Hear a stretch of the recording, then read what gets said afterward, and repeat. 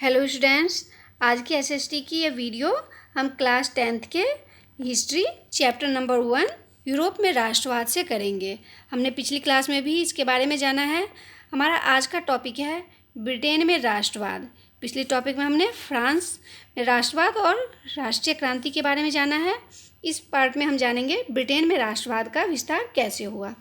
राष्ट्रवाद किसी उथल पुथल या क्रांति का परिणाम नहीं, अपितु एक लंबी चलने वाली प्रक्रिया का परिणाम था। 18वीं शताब्दी से पूर्व ब्रिटेन में एक राष्ट्र राज्य नहीं था, यानी कि ब्रिटेन में छोटे छोटे कस्बों में सभी बटे हुए थे।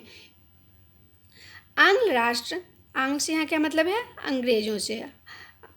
आंग्ल राष्ट्र ने अपनी शक्ति में विस्तार के साथ साथ अन्य राष्ट्रों व द्वीप समूहों का विस्तार आरंभ किया। 1688 में संसद ने राजतंत्र से शक्तियों को ले लिया। 1707 में इंग्लैंड और स्कॉटलैंड को मिलाकर यूनाइटेड किंगडम ऑफ ब्रिटेन का गठन किया गया। 1798 में हुए असफल विद्रोह के बाद 1801 में आयरलैंड को बलपूर्वक यूनाइटेड किंगडम में शामिल कर लिया गया। नए ब्रिटेन के प्रतीक चिन्हों को खूब बढ़ावा दिया गया। तो इस तरीके से हमने देखा कि यूरोप में के एक पार्ट ब्रिटेन में किस तरीके से राष्ट्रवाद का विस्तार हुआ। अब हम जानेंगे यूनान का स्वतंत्रता संघर्ष। यूनान, जो कि ऑटोमन साम्राज्य का एक हिस्सा था, 15वीं शताब्दी में बना। क्रांतिकारी राष्ट्रवाद 1789 में फ्रांसीसी क्रांति के उपरांत के उदय ने यूनानी लोगों के मन में स्वतंत्रता की भावना को प्रज्वलित किया। 1821 से यहाँ स्वतंत्रता के लिए संघर्ष होना शुरू हो गया। यूनान के लोगों को निर्वासन में रह रहे यूनानियों के साथ साथ पश्चिमी यूरोप के लोगों का भी समर्थन मिला। विभिन्न कवियों और कलाकारों ने भी स्वतंत्रता के लिए जनमत निर्माण में अपनी महत्वपूर्ण भूमिका निभाई।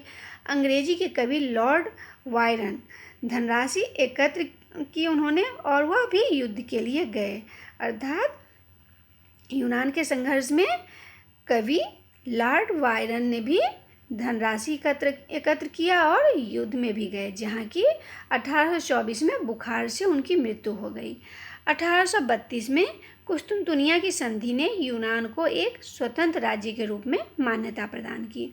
तो हमने स्वतंत्रता संघर्ष का जाना यूनान का। अब हम आते हैं राष्ट्रवाद और साम्राज्यवाद के बारे में, जो कि बाल्कन समस्या से बिलोंग करता है। तो बाल्कन भौगोलिक एवं नृजातीय रूप से विभिन्नताओं का क्षेत्र था, जिसने आधुनिक रोमानिया, बल्गारिया, अल्बेनिया, ग्रीस, मकदूनिया, क्रोएशिया, स्लोवानिया, सर्बिया आदि शामिल थे। इन क्षेत्रों में रहने वाले मूल निवासियों को स्लाव कहा जाता था। बाल्कन क्षेत्र का एक बड़ा हिस्सा ऑटोमन साम्राज्य के नियंत्रण में था।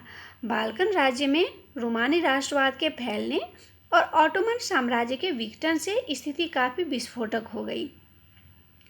यानी कि ऑटोमन साम्राज्य का जब विघटन हुआ, इससे बाल्कन राज्य में भी काफ़ी उथल पुथल की स्थिति फैल गई। एक के बाद एक उसके अधीन यूरोपीय राष्ट्रीयताएं उसके चंगुल से निकलकर स्वतंत्रता की घोषणा करने लगी। जैसे जैसे विभिन्न स्लाव राष्ट्रीय समूहों ने अपनी पहचान और स्वतंत्रता की परिभाषा तय करने की कोशिश की, बाल्कन क्षेत्र गहरे टकराव का क्षेत्र बन गया। हर एक बाल्कन प्रदेश अपने लिए ज़्यादा इलाके की चाह रखता था। इस समय यूरोपीय शक्तियों के बीच इस क्षेत्र पर कब्जा जमाने के लिए यूरोपीय शक्तियों के मध्य जबरदस्त प्रतिस्पर्धा रही, जिससे यह समस्या गहराती चली गई और जिसका कारण क्या हुआ कि यहाँ विभिन्न युद्ध हुए, जिसकी परिणति प्रथम विश्व युद्ध के रूप में हुई। यानी कि राष्ट्रवाद और साम्राज्यवाद का ही मुख्य देन क्या था? प्रथम विश्व युद्ध। इसके कारण से ही प्रथम विश्व युद्ध हुआ और सभी देश जो हैं, विश्व के सभी देश इस युद्ध में शामिल होने के लिए मजबूर हुए। तो हमने ये टॉपिक कंप्लीट किया। अब हम सभी आते हैं आज के क्वेश्चन आंसर पे। तो हमारा पहला क्वेश्चन है, यदि आप कभी लॉर्ड वायरन की जगह होते तो यूनान के स्वतंत्रता संघर्ष में किस प्रकार की भूमिका निभाते? तो अभी हमने क्या पढ़ा है कि लॉर्ड वायरन ने क्या किया कि अपनी कविताओं के माध्यम से उन्होंने वहाँ यूनान में स्वतंत्रता की कल्पना को काफ़ी फैलाया और वहाँ पर राष्ट्रीय की भावना काफ़ी फैली और युद्ध के लिए उन्होंने पैसा भी इकट्ठा किया और युद्ध खुद भी लड़ने गए। तो इस तरीके से हम लिख सकते हैं कि मैं अपनी कविताओं के माध्यम से यूनान के लोगों में राष्ट्रवाद की भावना को जागृत करने का प्रयास करती, स्वतंत्रता एवं जनतंत्र के महत्व को अपनी कविता तथा चित्रकारी के माध्यम से जनता तक पहुंचाने का प्रयास करती। मैं भी लॉर्ड बायरन की भांति धनराशि इकट्ठा करके लोगों की सहायता करने का प्रयास करती और इसके साथ साथ आवश्यकता पड़ने पर देश हित के लिए युद्ध में भाग भी लेती तथा अन्य स्वतंत्रता सेनानियों को भी इसके लिए प्रेरित करती। ठीक है, तो हमारा नेक्स्ट क्वेश्चन है, ब्रिटेन का राष्ट्रवाद किसी उथल पुथल या क्रांति का नहीं अपितु एक लंबी चलने वाली प्रक्रिया का परिणाम था। विवेचना कीजिए। तो अभी हमने जाना है कि 18वीं शताब्दी से पूर्व ब्रिटेन एक राष्ट्र राज्य नहीं था, जबकि ब्रितानी द्वीप समूह में अंग्रेज, बेल्वा, स्कॉटिया, आयरिश पहचान वाले निर्जातीय समूह रहते थे, जिनकी अपनी विशिष्ट सांस्कृतिक एवं राजनीतिक परंपराएं भी थीं।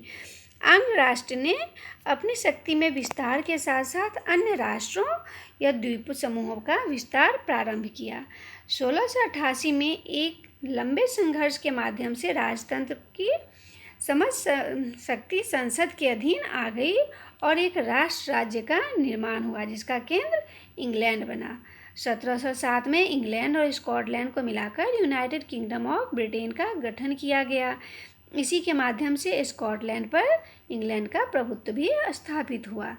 1798 में हुए असफल विद्रोह के बाद 1801 में आयरलैंड को बलपूर्वक यूनाइटेड किंगडम में शामिल कर लिया गया और नए ब्रिटेन के प्रतीक चिन्हों को भी खूब बढ़ावा दिया गया, जैसे कि ब्रिटेन का झंडा और उनका राष्ट्रगान।